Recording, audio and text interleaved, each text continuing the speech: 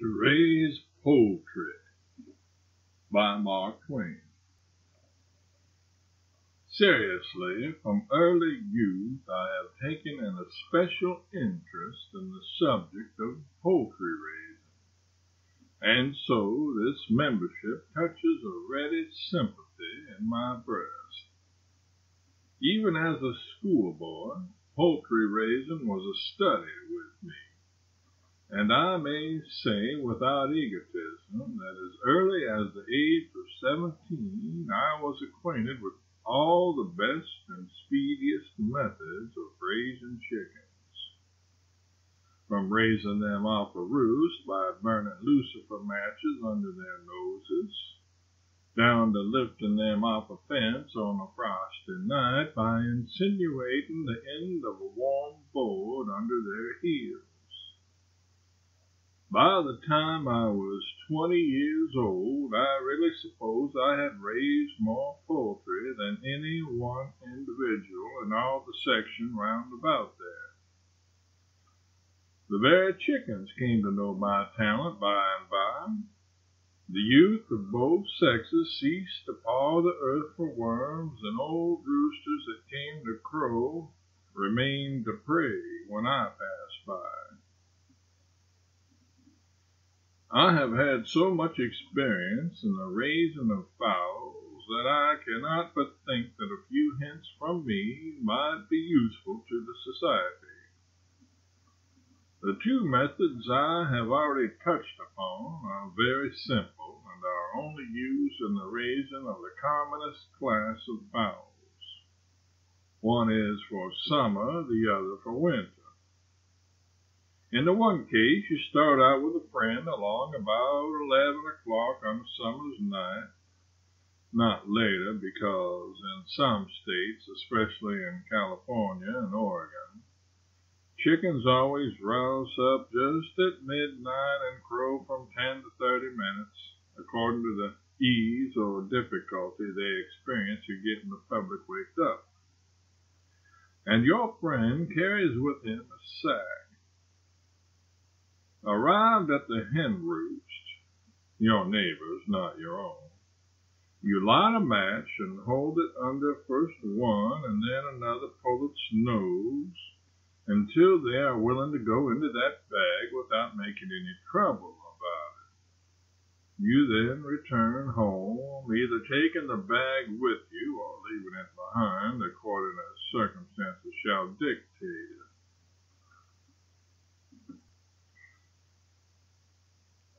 Nota bene, I have seen the time when it was eligible and appropriate to leave the sack behind and walk off with considerable velocity without ever leaving any word where to send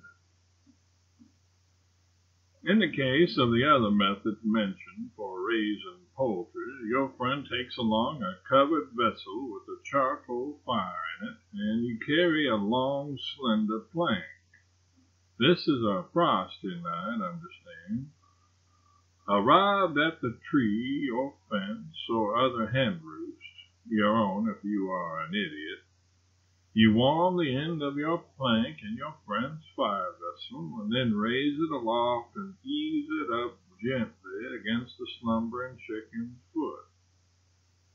If the subject of your attentions is a true bird, he will infallibly return thanks with a sleepy cluck or two and step out and take up quarters on the plank, thus becoming so conspicuously accessory before the fact to his own murder as to make it a grave question in our minds, as it once was in the mind of Blackstone, whether he is not really and deliberately committing suicide in the second degree.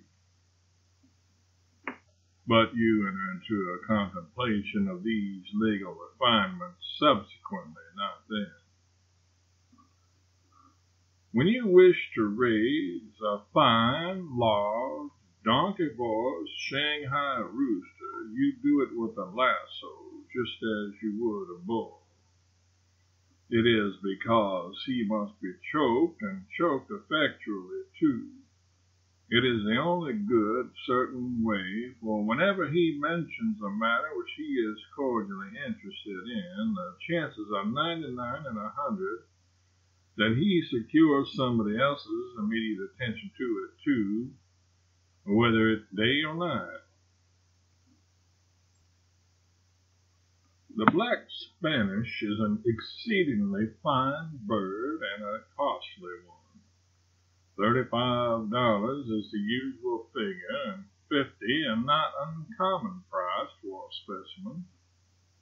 Even its eggs are worth from $1 to $1.50 apiece, and yet are so unwholesome that the city physician seldom or never orders them for the workhouse.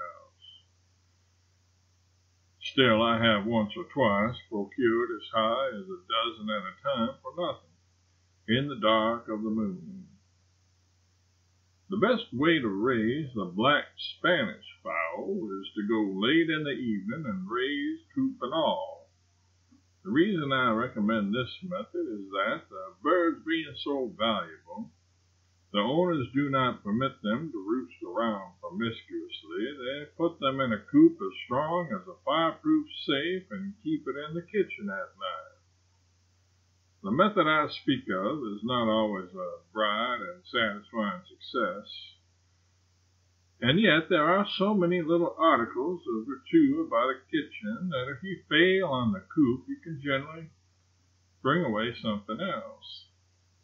I brought away a nice steel trap one night, worth 90 cents. But what is the use in my pouring out my whole intellect on this subject? I have shown the Western New York Poultry Society that they have taken to their bosom a party who is not a spring chicken by any means, but a man who knows all about poultry, and is just as high up in the most efficient methods of raising it as the president of the institution himself. I thank these gentlemen for the honorary membership they have conferred upon me, and shall stand at all times ready and willing to testify my good feeling and my official zeal by deeds as well as by this hastily penned advice and information.